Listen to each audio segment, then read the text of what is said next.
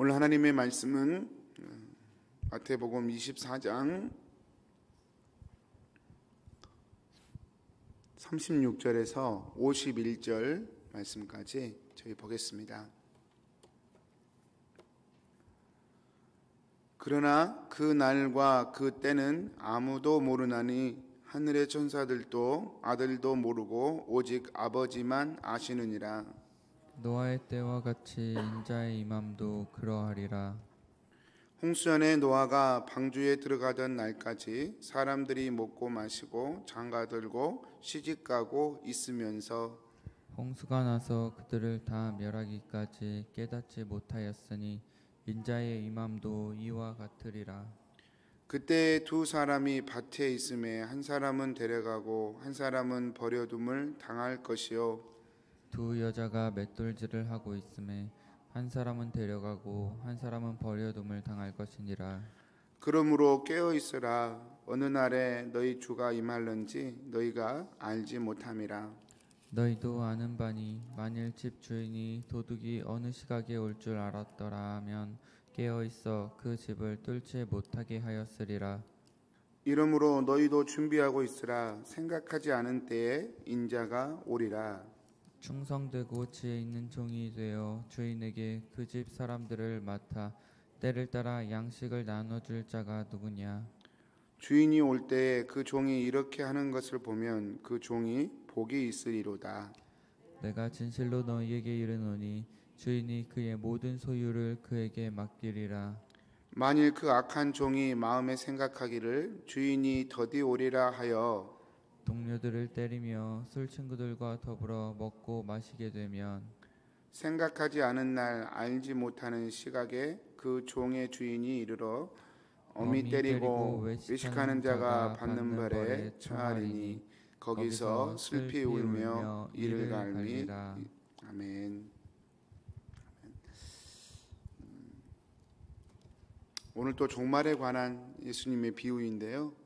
첫 번째로 오늘 말씀 36절에 보면 그날과 그때는 아무도 모른다 그렇게 말씀합니다. 근데 사람들은 자꾸 맞추려고 그래요. 오늘 이 36절의 말씀 보면 그날과 그해 그때라고 그러는데 영어로 보면 the day and the hour 그랬어요. 그래서 어떤 사람들은 날과 시간만 모른다고 그랬지 달과 년은 맞힐 수 있다. 또 이렇게 얘기하는 사람도 있더라고요. 정말 나쁜 사람들입니다. 성경을 그렇게 해석해서 교회를 어지럽히고 주의 말씀을 왜곡시키는 나쁜 사람들입니다. 주님이 분명히 말씀하셨어요. 때와 기한은 사도행전에도 그랬죠. 때와 기한은 너희 알 바가 아니다. 내게 속한 것도 아니다. 아버지께만 속한 것이다. 오늘 마태복음에도 말씀하셨죠. 이건 아무도 모른다. 아들도 모르고 천사도 모르고 아무도 모른다. 우리 주님이 분명히 말씀하셨습니다. 그러므로 주님 오실 때를 자꾸 맞추려고 하고 측정하려고 하는 것은 주의 말씀을 정면으로 거스리는 것들입니다. 왜 이런 행위들이 일어날까? 어제도 말씀드렸지만 비인격적 신앙의 형태를 가지고 있기 때문에 그렇습니다. 우리가 그럴 때 있잖아요. 평상시에 공부 열심히 안 하고 시험 때만 되면 벼락치기 공부하죠. 제가 고등학교 때 원래 공부를 잘 못했지만 공부할 때 한 가지 소원이 있었어요. 누가 답안지 좀 줬으면 좋겠다. 답안지를 줬으면 좋겠다. 제가 대학 시험 볼 때 한국에서 초유의 사건이 있었습니다. 입시 시험지가 도난당했었어요. 제가 정기 후기 시험 있을 때인데 입학고사 보려고 갔는데 다시 돌아가라는 거예요. 시험지 도난 사건이 발생해가지고 그 시험이 다 무효가 됐어요. 제가 대학 시험 볼 때 그런 일이 있었습니다. 초유의 사건이었죠. 그 당사자가 스스로 목숨을 끊은 사건이었었어요. 사회적 파장이 커져서 답안지가 있었으면 좋겠어요. 미리 그 답안지 있으면 좋겠죠. 근데 여러분 시험이라고 하는 게 답안지 놓고 시험 보면 의미가 없죠. 불공평하죠. 가장 공평한 게 무엇입니까? 열심히 스스로 공부해서 아무도 모르는 상황에서 시험지를 치를 때 그게 변별력이 생기는 거죠. 여러분 재림에 관한 우리의 믿음도 어떤 특정한 사람에게 주님께서 내가 너에게 언제 갈 거야 이렇게 말해줄게 이렇게 말했다고 한다면 그 사람은 정말 가짜입니다. 우리 성도님들 절대로 현혹되시면 안 됩니다. 요즘 유튜브 많이 보시겠지만 유튜브나 이런 거 들으실 때 정말 조심하셔야 합니다. 그때와 그 날은 모른다고 계속해서 우리 주님이 말씀하셨습니다. 그러면 어떻게 하는 것이 준비하는 것인가? 성도님들 오늘 말씀에 노아가 방주에 들어가는 것처럼 인자의 임함도 그러할 것이다 그렇게 말씀합니다. 제가 반복적으로 말씀드리지만 여러분 오늘 말씀 38절에 보면 홍수 전에 노아가 방주에 들어가던 날까지 사람들이 먹고 마시고 장가들고 시집가고 있으면서 이렇게 표현하고 있어요. 성도님들 이 구절에 단 하나라도 도덕적이고 윤리적인 죄가 되는 거 있으면 말씀해 보세요. 여기서 문제가 되는 게 있나요? 우리 인간 세상에서 먹는 게 문제가 되나요? 마시는 게 문제가 되나요? 장가 가는 게 문제가 되나요? 시집 가는 게 문제가 되나요? 아니죠. 그러지 않았을 때 문제가 되죠. 요즘 결혼 안 하려고 하잖아요. 그래서 부모님들이 근심하는 거잖아요. 안 먹으려고 그러니까 부모들이 근심하는, 자녀들이 안 먹으려고 그러니까. 먹고 마시고 장가가고 시집가고 도덕적으로 윤리적으로 하나도 문제가 없는 것들입니다. 아니 오히려 당연히 해야 되는 것들입니다. 근데 노아의 시대에 홍수가 심판이 나기 전의 상황을 이렇게 묘사했단 말입니다. 이 말씀 볼 때마다 참 정신이 번쩍 들어요. 그냥 이 구절에다가 사람들이 살인을 많이 했고 성적으로 매우 문란했고 악이 관영해서 가나안 족속처럼 죄가 꼭대기까지 찼다. 그래서 노아의 홍수가 임했다 그러면 이해할 것 같아요. 그런데 이 말씀에 보면 도덕적으로 윤리적으로 문제되는 구절이 그 단어가 하나도 없어요. 먹고 마시고 시집가고 장가가고.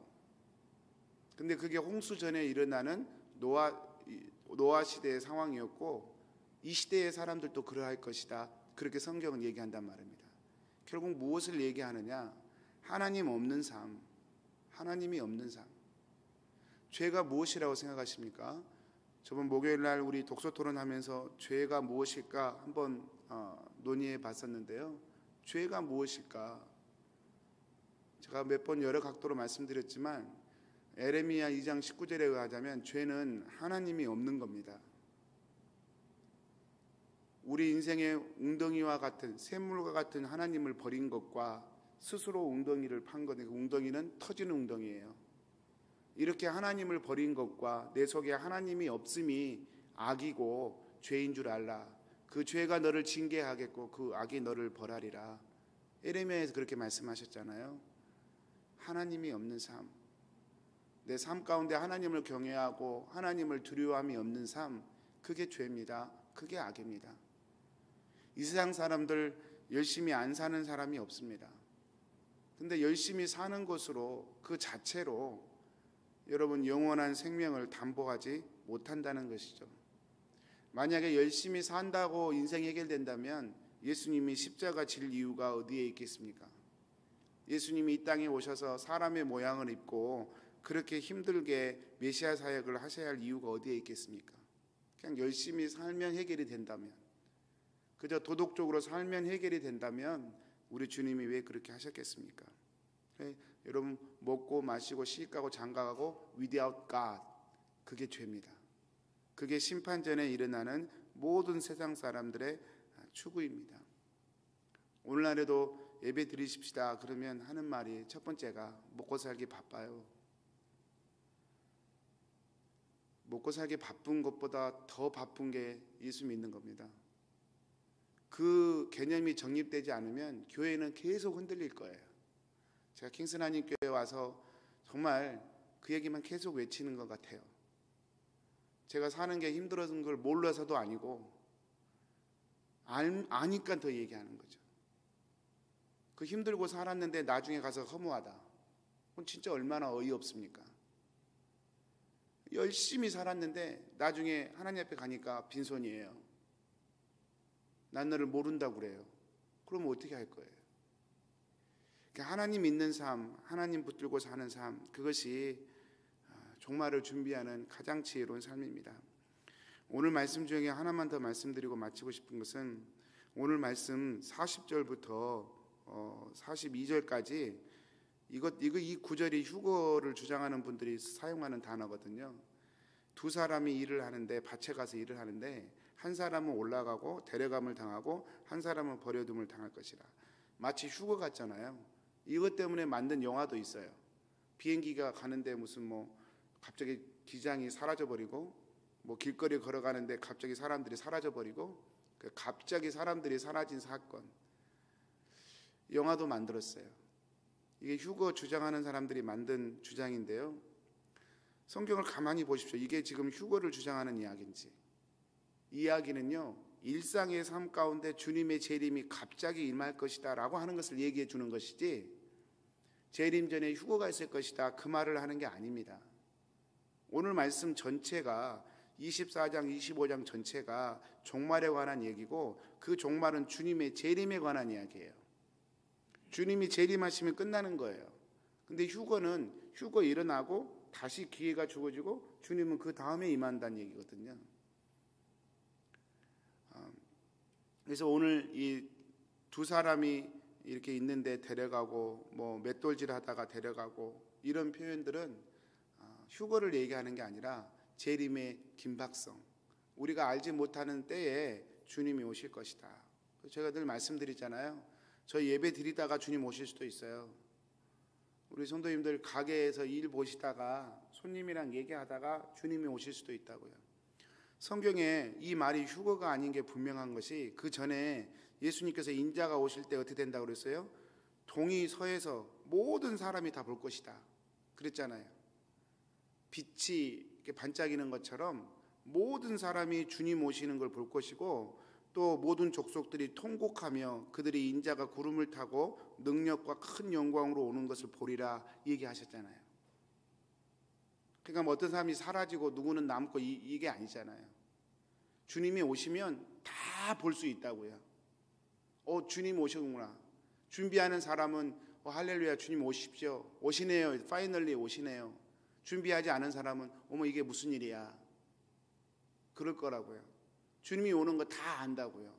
주님이 비밀리 오시는 게 아니라 다 볼 수 있게 오신다고요. 그래서 이 맷돌 비유나 이 비유는, 밭의 비유는 두 사람 중에 한 사람 사라지는 것은 일상의 삶 가운데서 주님이 그렇게 갑자기 오실 것이다. 그러니 어떻게 하라고요? 일상의 삶 가운데서 준비하며 살아라고요. 종교적 의식과 절차에 만족하지 말고, 내가 세운 의의 공로 의지하지 말고, 그냥 처음에 예수 믿고 은혜로 구원받았으니까 신앙생활도 그 은혜만 의지하면서 살아라고요. 죽을 때까지 십자가의 은혜 의지하고 그 은혜만 나의 공로 삼고, 은혜만 내 생명으로 삼고, 그렇게 주님만 바라보며 하루하루 일상의 삶을 살아가라고요. 그것이 바로 종말을 준비하는 지혜이죠. 오늘 말씀 마치겠습니다. 사랑하는 성도님들, 종말은 특별한 때에 오지 않습니다. 2000년 동안 기독교는 종말이었습니다. 다시 말씀드리지만 우리가 믿는 종말로는 시간적 종말이 아니라 언약적 종말입니다. 예수님이 다 이루셨어요. 언약하셨던 건 다 이루셨어요. 이제 마지막 다시 오실 것이다, 그거 하나만 남았습니다.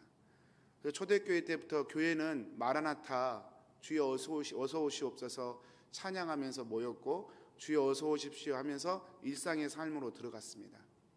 오늘 또 저희가 그런 삶을 사는 겁니다. 사랑하는 성도님들, 우리 주님, 우리가 모든 사람이 보는 대로 다시 오실 겁니다. 그날, 그때 우리가 모르지만 믿음으로 준비하고, 지금도 성령으로 내 안에 계신 주님을 인정하고 그 주님 모시고 인격적으로 주님 바라보며 살아가는 그런 귀한 하루 되시기를 축복합니다. 우리 기도하겠습니다. 사랑하는 하나님, 오늘 또 말씀 주셔서 감사합니다. 언제 오실런지 저희가 알 수는 없지만 저희 안에 이미 성령으로 오신 주님, 나를 위하여 십자가에 죽으신 주님, 나의 소망이 되시고 내 은혜의 길이 되시고 생명이 되신 주님, 주님만 바라보며 겸손하게 믿음으로 하루하루 주님과 동행하기를 주여 소원하고 원합니다. 우리 킹슨 하나님께 모든 믿음의 식구들, 주님이 언제 오시든지 상관없이 언제든지 주님 오셔도 준비된 자로, 주님만 바라보는 자로 하루하루 살아드릴 수 있도록 주님 축복해 주옵소서. 성령님, 저희의 믿음이 늘 연약하고 부족하지만 우리를 붙드신 하나님의 은혜가 있기에 주님이 오신 날 저희가 다시 주님 앞에 설 줄을 믿습니다. 성령님, 저희 가운데 역사하시고 날마다 주의 믿음을 더하여 주시옵소서. 의지하옵고 예수님의 이름으로 기도합니다. 아멘.